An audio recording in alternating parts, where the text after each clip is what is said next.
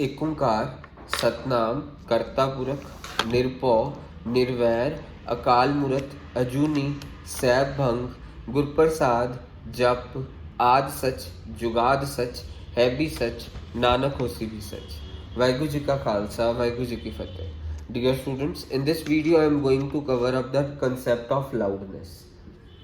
सो loudness वाला concept से पहले आप दो डायग्राम्स देखिएगा। Diagram number 1।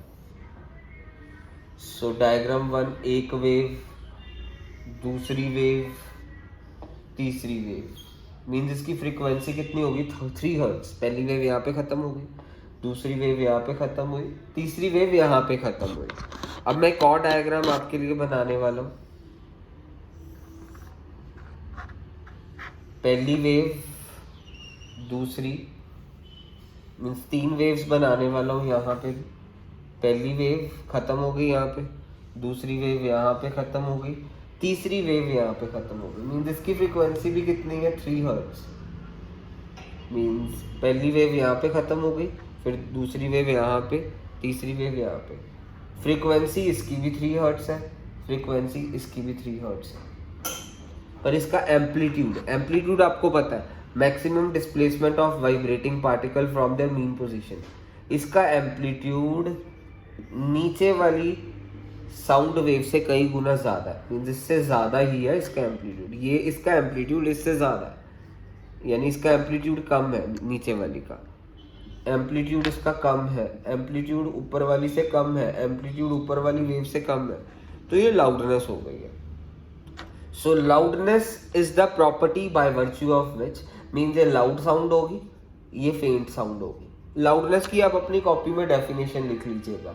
Loudness is the property by virtue of which loud sound is distinguished from faint one having same frequency and quality. Loudness is the quality by virtue, या फिर loudness is the property by virtue of which, loudness की definition, loudness is the property by virtue of which loud sound is distinguished from faint one. Loud sound is distinguished from faint one having same pitch and same quality. Pitch दोनों की same है, 3 hertz 3 hertz, quality भी दोनों की same है, but loud sound is distinguished from faint one. तो loudness depend सब किन किन चीजों पे करता है, जरा ध्यान से देखिएगा। Loudness is directly proportional to amplitude the square. Means अगर in the 1 meter है amplitude and the 3 meter है, that means in the loudness 9 times ज़्यादा होगी इन दे, तो क्योंकि in the 3 the square की हो जाएगा amplitude 3 the square 9, 1 the square 1, means इस sound की loudness 9 times ज़्यादा होगी इस तो। So loudness is directly proportional to amplitude square.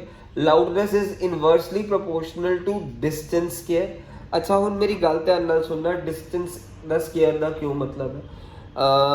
Suppose ਇੱਕ ਸਪੀਕਰ ਹੈ, ਇੱਥੋਂ ਦੀ ਆਵਾਜ਼ ਆ ਰਹੀ ਹੈ ਬਾਹਰ, ਤੇ ਕਿੰਗਸੀ ਸਪੀਕਰ ਦੇ ਨੇੜੇ ਖੜਾ, ਤਾਂ ਮੀਨਸ ਇੱਥੇ ਕੀ ਹੋਊਗੀ? ਲਾਊਡਨੈਸ ਇਹਨੂੰ ਜ਼ਿਆਦਾ ਲੱਗੇਗੀ, ਪਰ ਕਿੰਗਸੀ ਜੇ ਦੂਰ ਖੜਾ ਤਾਂ ਕਿੰਗਸੀ ਨੂੰ ਆਵਾਜ਼ ਘੱਟ ਲਾਊਡ ਲੱਗੇਗੀ। मीन्स आ स्पीकर है ਤੁਹਾਡੇ ਕੋਲ, सपोज क्वेश्चन ਦੇ ਵਿੱਚ ਤੁਹਾਨੂੰ ਇੱਕ ਚੀਜ਼ ਦੱਸ ਰਿਹਾ, loudness is inversely proportional to distance square. ਆ ਸਪੀਕਰ ਹੈ, ਜੇ ਕਿੰਗਸੀ ਸਪੀਕਰ ਦੇ ਕੋਲ ਖੜਾ ਇੱਕਦਮ, ਤਾਂ ਮੀਨਸ ਕਿੰਗਸੀ ਨੂੰ ਆਵਾਜ਼ ਕੀ ਲੱਗੇਗੀ? ਜ਼ਿਆਦਾ ਲਾਊਡ ਲੱਗੇਗੀ। ਪਰ ਇਹੀ ਕਿੰਗਸੀ ਦਾ ਡਿਸਟੈਂਸ ਜੇ ਸਪੀਕਰ ਤੋਂ ਦੂਰ ਚਲੇ ਜਾਏ ਤਾਂ ਕਿੰਗਸੀ ਨੂੰ ਆਵਾਜ਼ ਜ਼ਿਆਦਾ ਲਾਊਡ ਨਹੀਂ ਲੱਗੇਗੀ, ਘੱਟ ਲਾਊਡ ਲੱਗੇਗੀ। Loudness is inversely proportional to distance square. Means ਜੇ ਡਿਸਟੈਂਸ ਵਧੇਗਾ ਲਾਊਡਨੈਸ ਘਟੇਗੀ। Distance between source of sound and distance between object जे ਵਧੇਗਾ ਤਾਂ ਸਾਡੇ ਕੋਲ ਲਾਊਡਨੈਸ ਘਟੇਗੀ, ਐਂਡ ਜੇ ਡਿਸਟੈਂਸ ਘਟੇਗਾ ਲਾਊਡਨੈਸ ਵੱਧ ਜਾਏਗੀ। Loudness is directly proportional to amplitude square. Loudness is directly proportional to density of medium ਦਾ square. So density of medium ਵੀ ਹੁੰਦਾ, ਡੈਂਸਿਟੀ ਮੀਨਸ ਮੀਡੀਅਮ ਕਿੰਨਾ ਭਾਰੀਪਨ ਹੈ। Loudness is directly proportional to density ਦਾ square. होने लाउडनेस वाला concept हो गया। लाउडनेस एक सेंसेशन है, याद रखियो, लाउडनेस एक सेंसेशन है। एक और है लाउडनेस दा, loudness is directly proportional to surface area दा स्क्वायर। सो लाउडनेस उसी अंदर से याद रखना, loudness is directly proportional to amplitude square, loudness is inversely proportional to distance the square, loudness is directly proportional to surface area. Surface area of vibrating medium means ਜਿਹੜੀ ਚੀਜ਼ vibrate ਕਰ ਰਹੀ ਹੈ ਉਹਦਾ ਸਰਫੇਸ ਏਰੀਆ ਜਿੰਨਾ ਜ਼ਿਆਦਾ ਹੋਊਗੀ ਉਨਾ ਹੀ ਕੀ ਹੋਊਗਾ ਸਾਡੇ ਕੋਲ ਲਾਊਡਨੈਸ ਜ਼ਿਆਦਾ ਹੋਊਗੀ। ਸੋ ਲਾਊਡਨੈਸ 4 ਫੈਕਟਰਸ ਤੇ ਡਿਪੈਂਡ ਕਰਦੀ ਹੈ।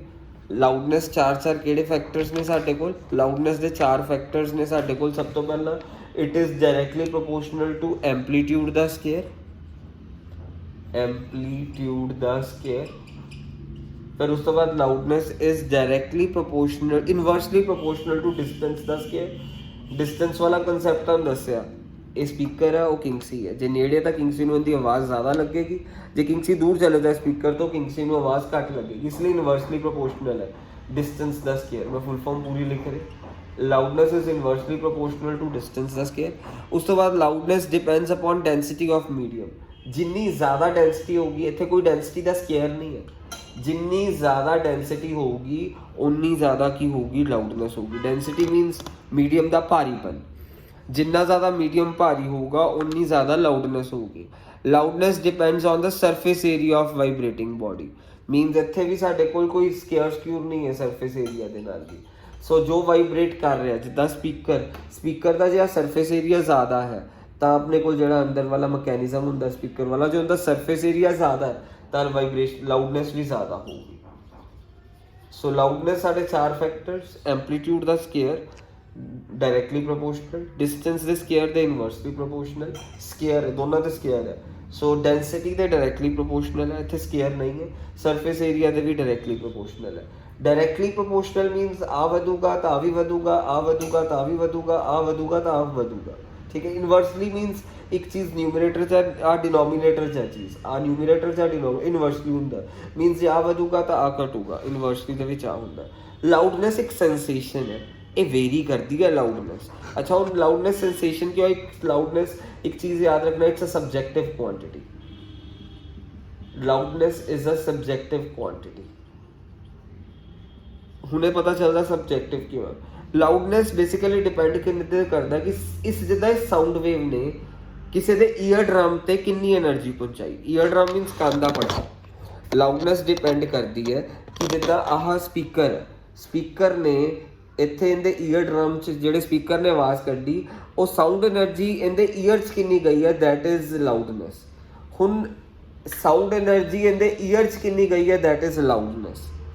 So loudness depends upon the sound energy conveyed by sound wave to the eardrum. eardrum ਤੇ ਕਿੰਨੀ ਭੇਜੀ ਮੀਨਸ ਇਹਦੇ eardrum 'ਚ ਇਸ ਸਿਚੁਏਸ਼ਨ 'ਚ ਨੇੜੇ ਖੜਾ ਹੈ, eardrum 'ਚ ਜ਼ਿਆਦਾ ਸਾਊਂਡ એનર્ਜੀ ਪਹੁੰਚੀ, ਉੱਥੇ ਬੰਦਾ ਦੂਰ ਖੜਾ ਹੈ ਮੀਨਸ ਉਹਦੇ eardrum 'ਚ ਘੱਟ ਪਹੁੰਚੀ। ਪਰ ਇੰਟੈਂਸਿਟੀ ਆਫ ਸਾਊਂਡ ਇੱਥੇ ਵੀ ਉਨੀ ਹੈ, ਇੰਟੈਂਸਿਟੀ ਆਫ ਸਾਊਂਡ ਇੱਥੇ ਵੀ ਉਨੀ ਹੈ। ਇੰਟੈਂਸਿਟੀ ਦੋਨੋਂ ਦੀ ਸੇਮ ਹੈ, ਸੈਂਸੇਸ਼ਨ ਹੈ, sensation. Loudness vary from person to person. So ਜਿਹੜੀ ਚੀਜ਼ ਵੇਰੀ ਕਰਦੀ ਹੈ ਫਰੋਮ ਪਰਸਨ ਟੂ ਪਰਸਨ ਉਹਨੂੰ ਕਹਿੰਦੇ ਆ ਸਬਜੈਕਟਿਵ ਕੁਆਂਟਿਟੀ। ਇਸ ਤੋਂ ਬਾਅਦ ਜਿਹੜੀ ਇੰਟੈਂਸਿਟੀ ਆ ਉਹ ਆਬਜੈਕਟਿਵ ਕੁਆਂਟਿਟੀ, ਕਿਉਂਕਿ ਇਹਨੂੰ ਕੱਢਣ ਦਾ ਇੱਕ ਪਾਰਟਿਕੂਲਰ ਫਾਰਮੂਲਾ ਜੋ ਕਿ ਤੁਹਾਨੂੰ ਅਗਲੀ ਵੀਡੀਓ 'ਚ ਦੱਸਿਆ ਜਾਏਗਾ।